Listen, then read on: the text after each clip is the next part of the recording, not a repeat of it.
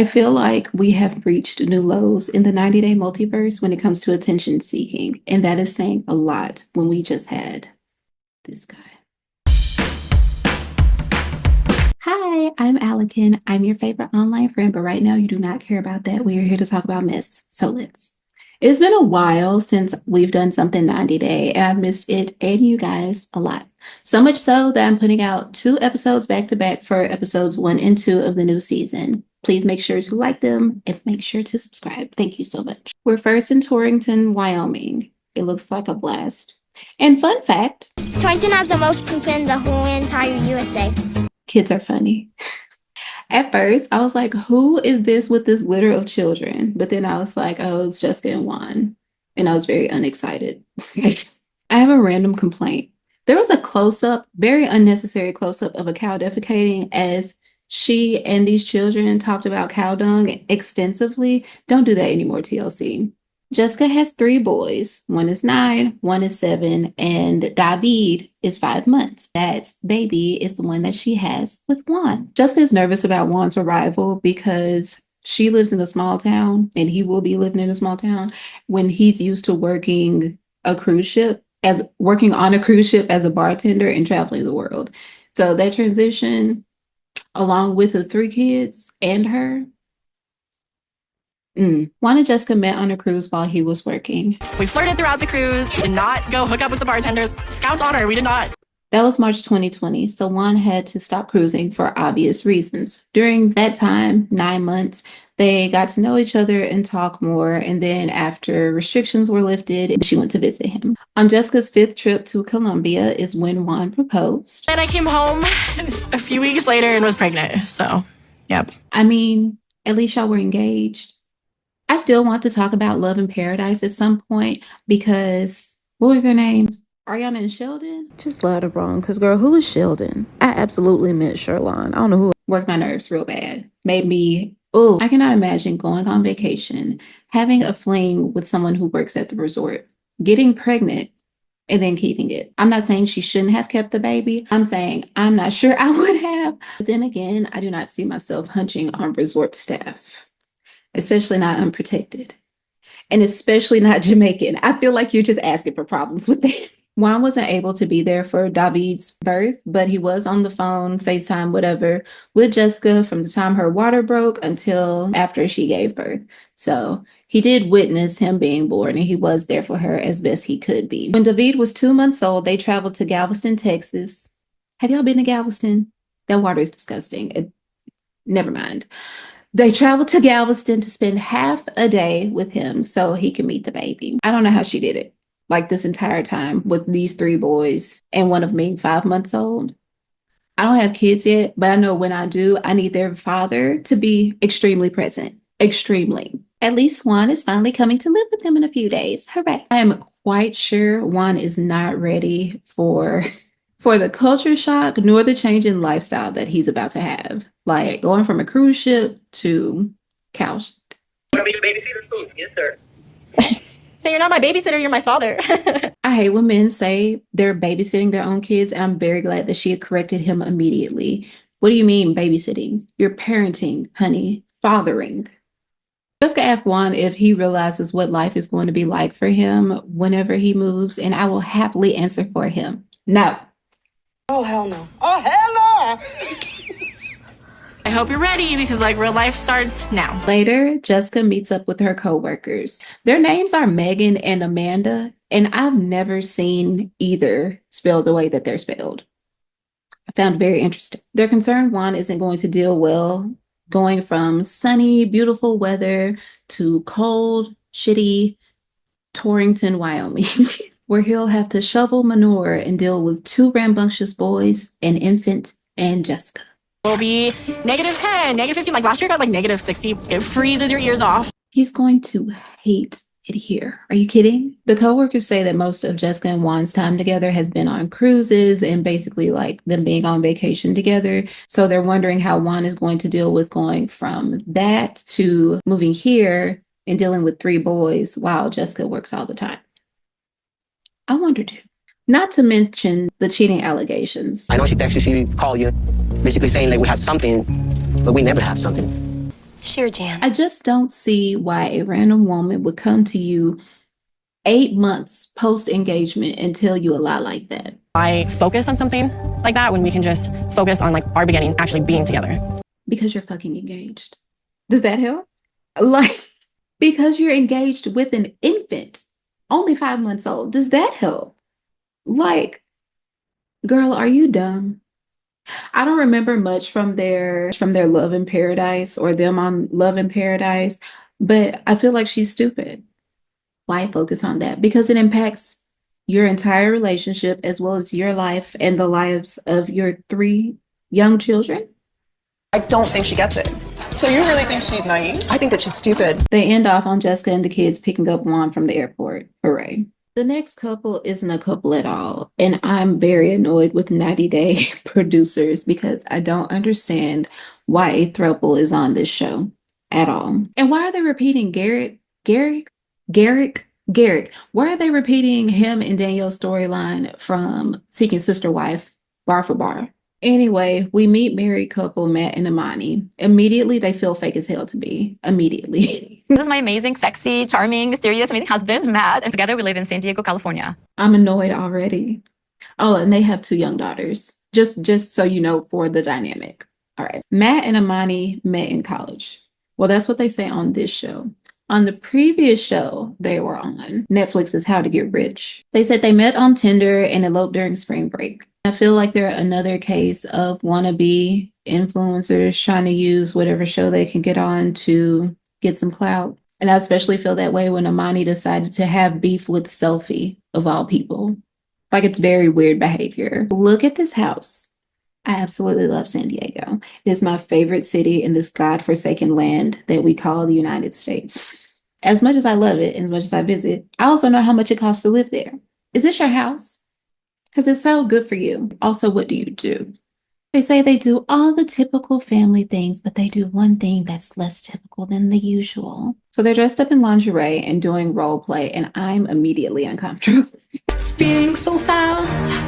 I know TLC is like horny for schmeck stuff all the time in every relationship. I don't understand it. I hate it. But we're only 14 minutes into episode 1. Please calm down.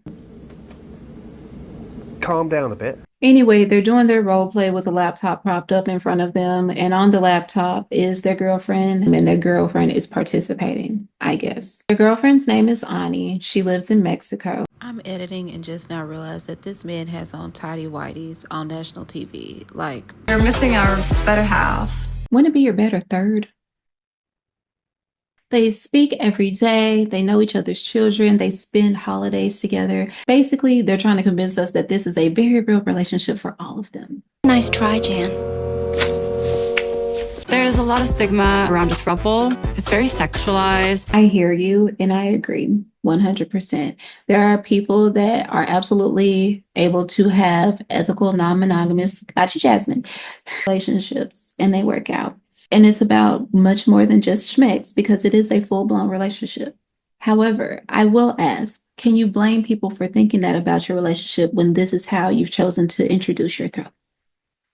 The throuple has been in a relationship for almost a year now. They met at a club in Mexico, got drunk, and one thing led to their hotel room. And they've been together ever since. Well, not physically, obviously, or we wouldn't have them on this show. We still should. But Amani and Matt want to bring Ani to the United States to live with them. But Obviously, we have one tiny bit of an issue, and that is we are legally married. Our only option is to get legally divorced. literally, no. That was the same exact reaction I had to Garrick and Danielle whenever they decided that they were going to get a divorce for Roberta to bring her over to the United States. Do you remember how that worked out for them? She lied. She lied.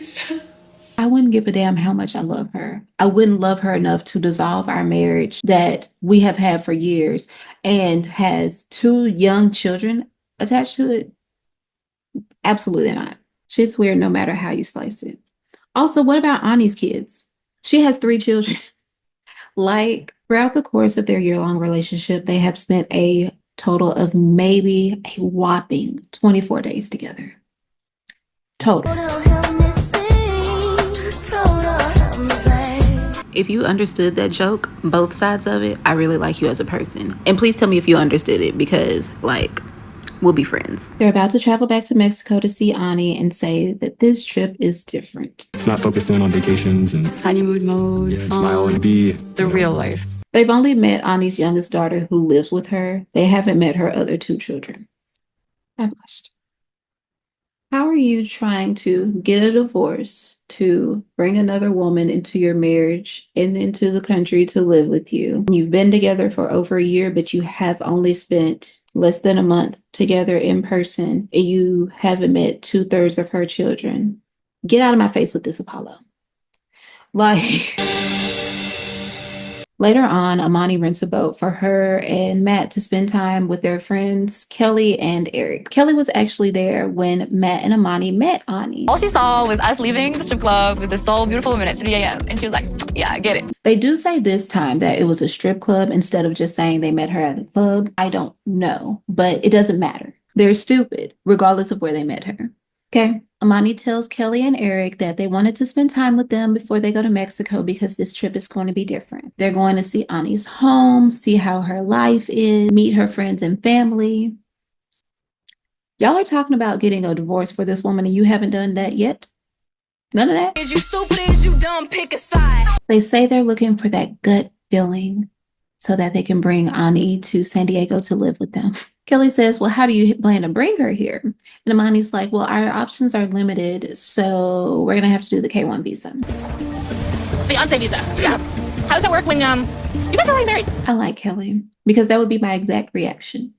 Also, Matt and Amani trying to make their divorce sound like it would just be some little thing.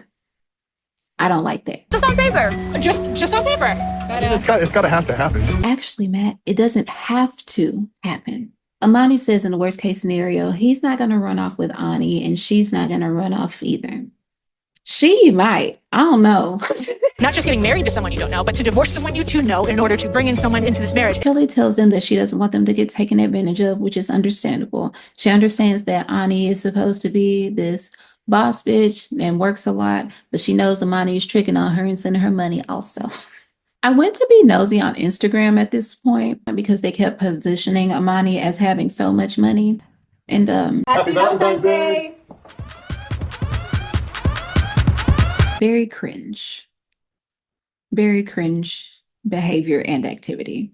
Anyway, it seems like she used to be in tech sales, and according to an old LinkedIn post, which I'm not going to post because that's weird, she used to be really good at it. That would explain the money, maybe. She says she's in tech, but that could be literally anything. Amani says she comes from a country where there aren't many opportunities, so she could easily be in Ani's position. Kelly says, sure, but you're legally tying yourself to someone you really don't know like that. And Amani's like, we've been together for a year. And Kelly basically tells her, girl, get the fuck out of here with that bullshit. I know how long you've been together. I was there when you met her. There's a difference between an entire year with somebody and seeing them through good and bad times and then going on vacation with them a couple times. No notes. She's absolutely correct. Amani's defense is that she and Matt were only together for a week before they moved in together. And Kelly's like, yeah, that's not the rule. Rare exception. Okay.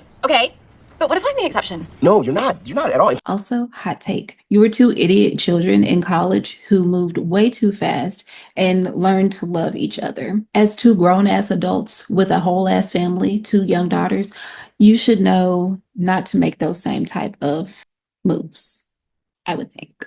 In their talking head, their friend Eric says that he wonders if Matt is going along with this to make himself happy or if he's going along with this to make Amani happy. And I think the latter. Just watching them, it seems like, I don't know these people. I'm just saying what it seems like. Just from watching their interactions, he seems very submissive to her and she seems like she's the one in charge in the relationship, if that makes sense. I don't know. Maybe they all genuinely love each other and this isn't a last-ditch effort at some type of influencer fame and clout. All right, let's wrap this up. I'm tired of them. Eric says you got married for a reason. Now you want to get a divorce for a person that you met a year ago. Is that more important than the reason you got married? Good question. Eric shares that he had a relationship in the past where he and his then partner would bring in other women to have fun with, but he discovered he's too jealous for that. They started spending time together. They started laughing and having their internal jokes. Those little private moments, those are things that got me. And as a result, they eventually broke up. I was going to say I hear him, but he shouldn't project that onto their relationship because there are polyamorous relationships where people don't encounter jealousy and they understand the dynamics. But I tend to be more jealous. I admit it.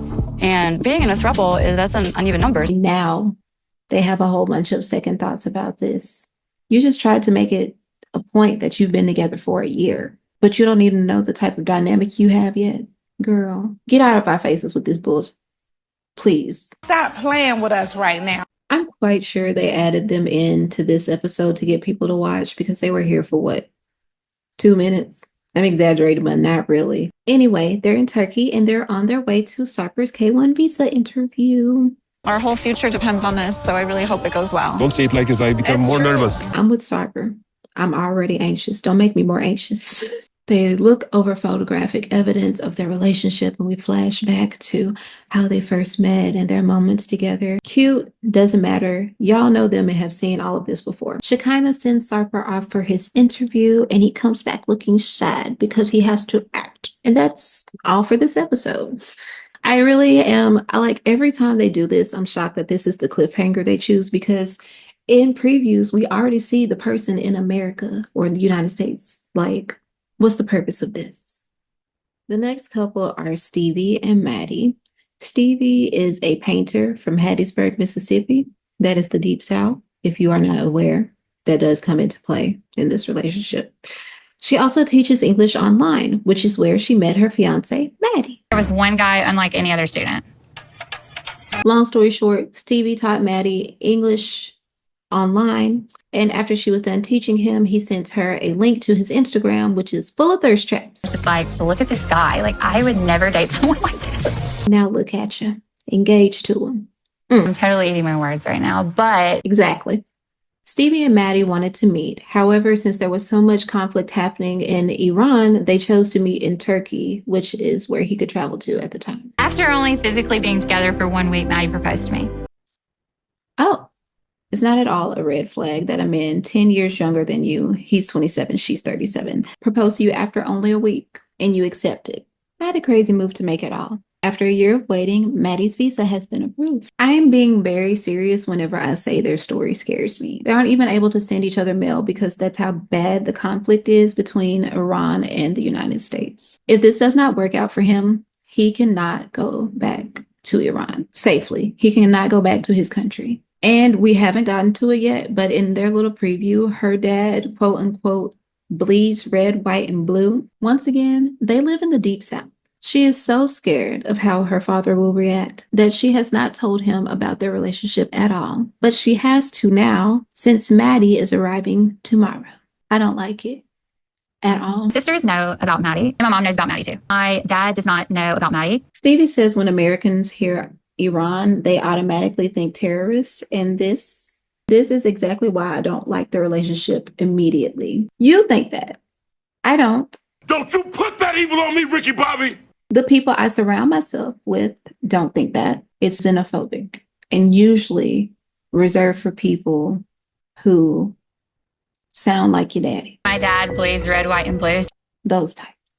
She says she's not sure how her dad is going to feel about her bringing home a boy from a country that seemingly hates the United States, but Mahdi is arriving tomorrow, so she has no choice anymore.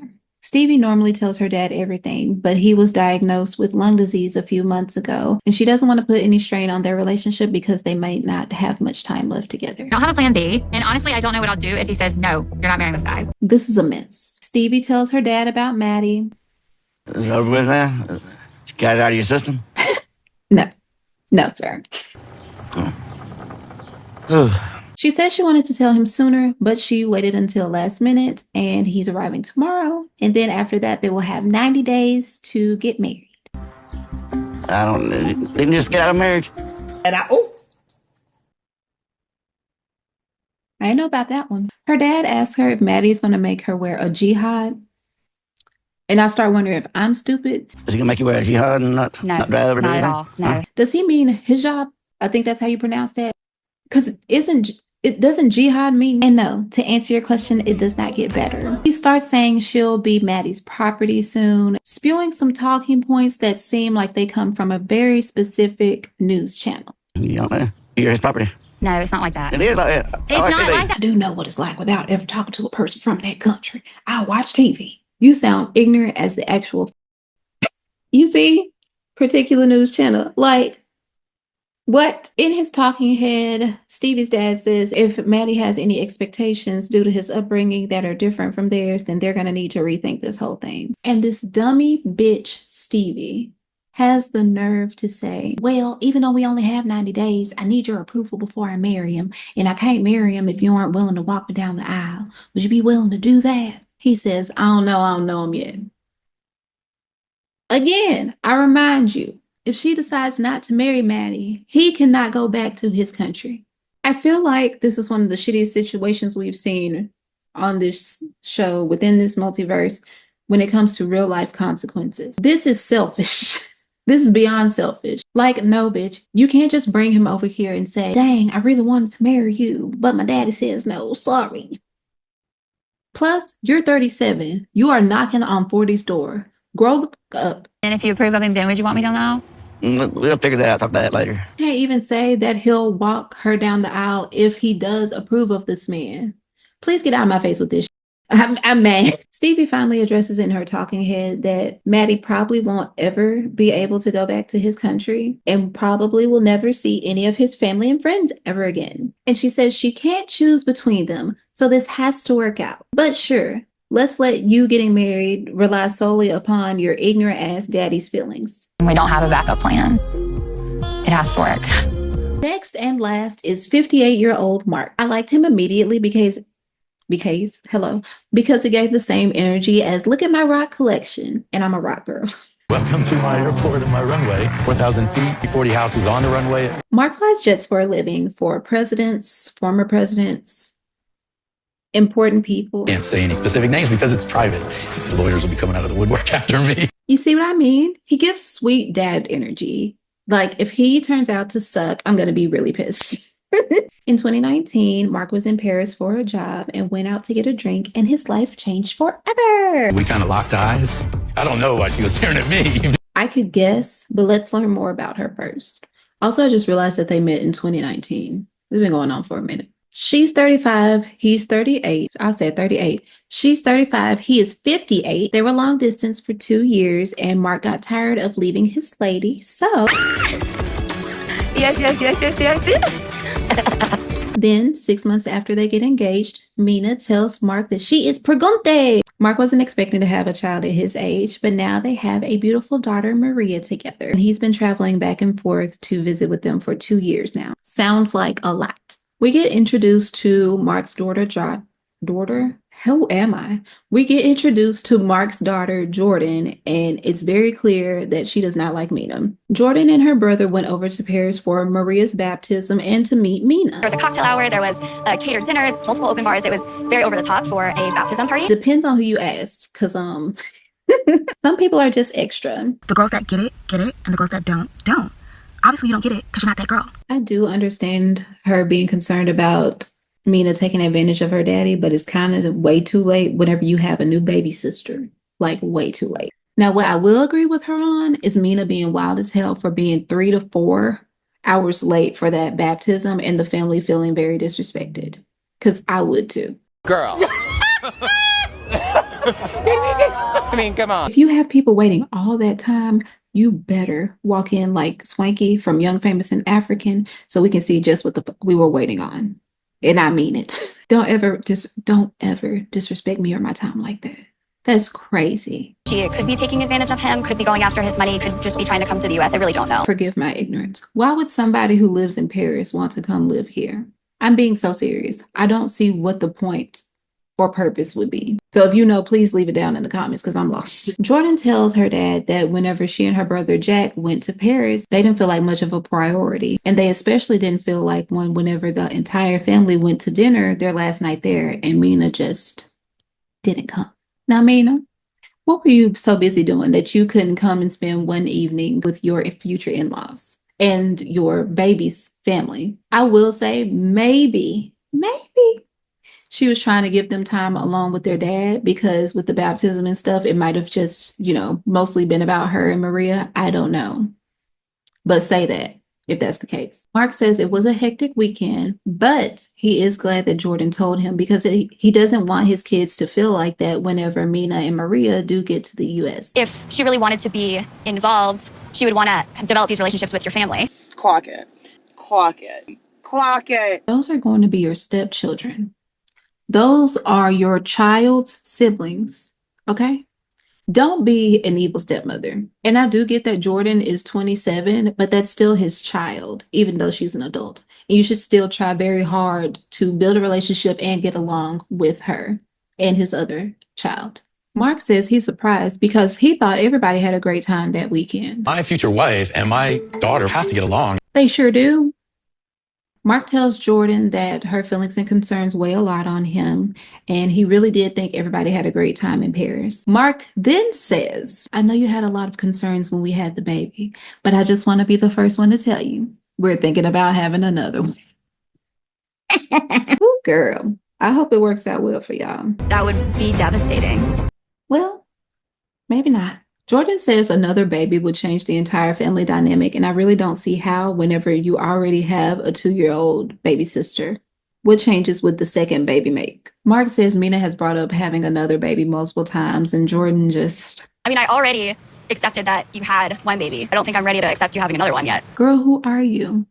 What do you mean you accepted the baby? To be fair, she does say if she felt more welcomed by Mina, then she would be more okay with it. And because of how everything went down in Paris, that's what makes her hesitant about a second baby. I almost feel like her having another baby with my dad is further dividing the family. Jordan asks if he thinks Mina is in it for the right reasons. He says yes, maybe 2% worried. And Jordan says, well, what do you think about a prenup? I think that if she freaks out about it and refuses, I think that that is a red flag. Mark is hesitant about asking Mina for a prenup. After his first marriage of 19 years ended, he started dating a woman named Jade, and they started getting serious. Since Mark had just gotten done dealing with divorce lawyers, going through a long divorce, messy divorce, what have you, he brought up a prenup to Jade, and she flipped out.